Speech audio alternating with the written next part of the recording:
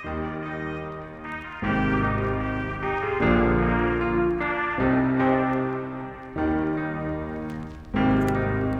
peace, peace, peace.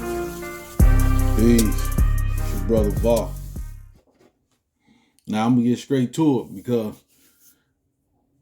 I've been seeing a lot of shit, man. Matter of fact, I just seen a story happen, I think Sunday.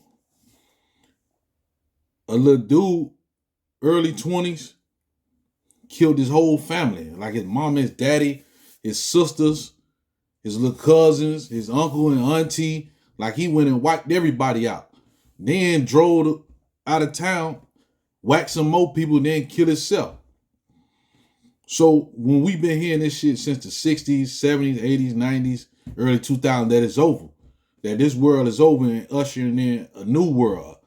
When we talking about the over, ushering in a new world, remember, it's two sides of the spectrum. It's two sides of the one coin.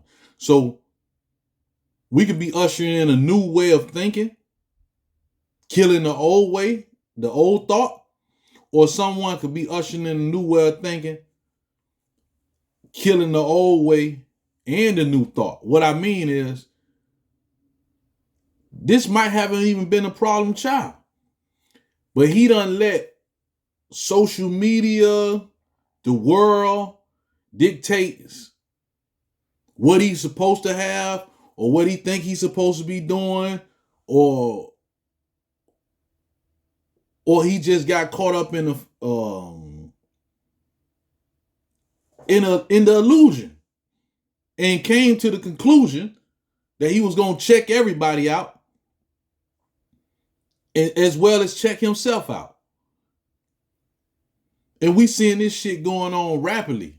I seen another story where a 5-year-old got shot in a car with his cousin. This was the 5-6-year-old, if I'm not mistaken. This was his second time getting shot. First time he was riding a car with his brother when his brother and him got shot. So now this child, not even 10 years old, done been shot on multiple occasions, riding with his cousin or his brother. So this child might grow up and think, hey, this the life. Or I want some get back. And be dedicated to getting the get back. Because he wasn't sheltered he wasn't sheltered from the bullshit. Meaning, I'm sheltering you from the bullshit and the negligence, but I'm explaining you what's going on in the world. I'm educating you on what's going on in your surroundings. I'm educating you on how to move out here and how to manage your emotions at a time where you're emotional before you get to a time where a bitch ain't or a motherfucker ain't giving a fuck about your emotions. Just like on the movie Fences. He said, Pop, why you don't like me? He looked at him and said, you got food on your back? You got food in your belly? Yeah. You got clothes on your back? Yeah. You got a bed you sleep on? Yeah. You got a roof over your head? Yeah. And you think I do all that because of what? His son said, because you like me? He said the most profound shit in that major second right there. He said, you have to be the most fool ass nigga I ever met to think I do all of that because I like you. I do not do all of that because I like you. I do all of that because you are my responsibility. I have an obligation. I have a duty to do all this for you, to provide you with the keys and the set of tools that you'll need to help you move throughout the world skillfully. So, that was my little part of that, you know what I'm saying? But he said, don't you go out here in the world expecting and looking for a motherfucker to like you. As long as they do right by you, that's all that matters. Fuck if they like you. And see, we haven't taught these shorties that. They running out here looking for validation, looking for love. Mothers still saying they don't need no man. We see what don't need no man has been producing. Fathers running around lacking. We see what lacking ass niggas have been producing. I heard 21 Savage say all the money he got and this and that, he still feel as though he's not a good father because he's not there.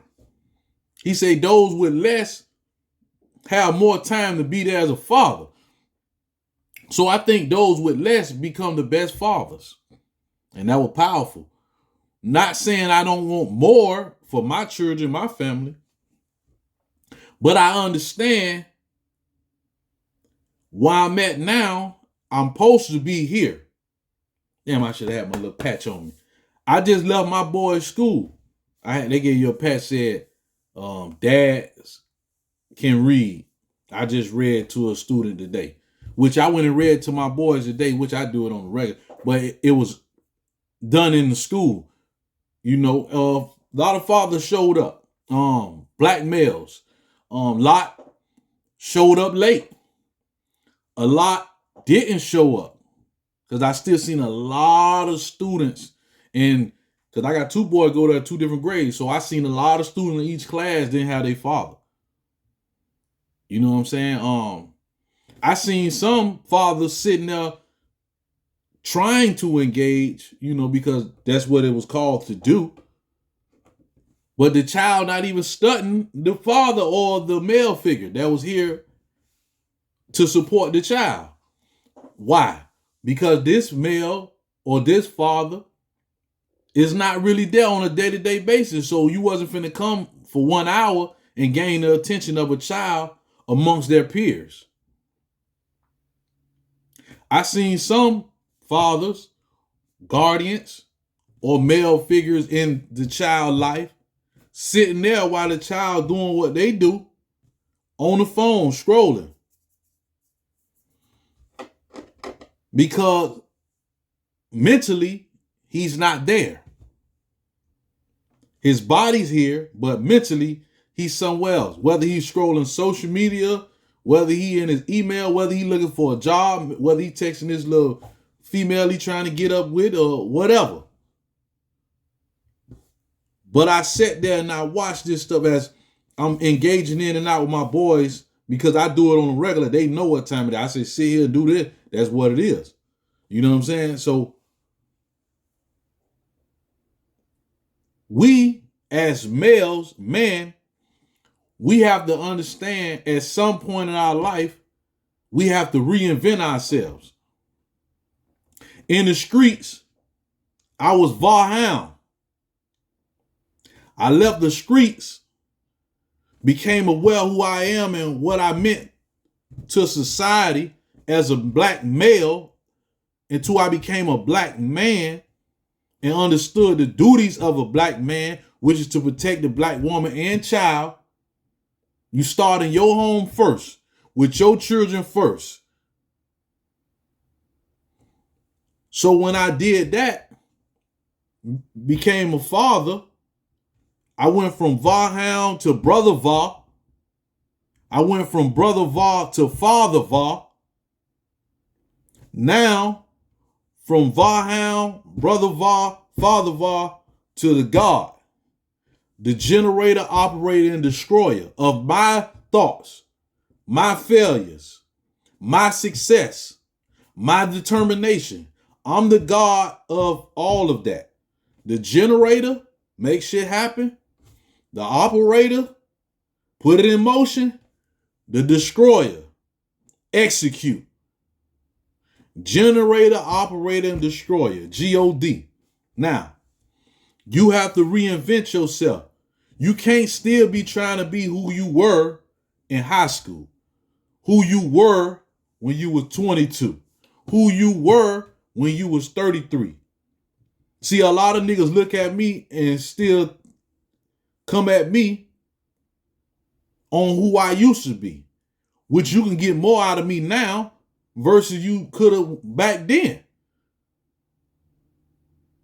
Now I got too much to live for, too much to lose.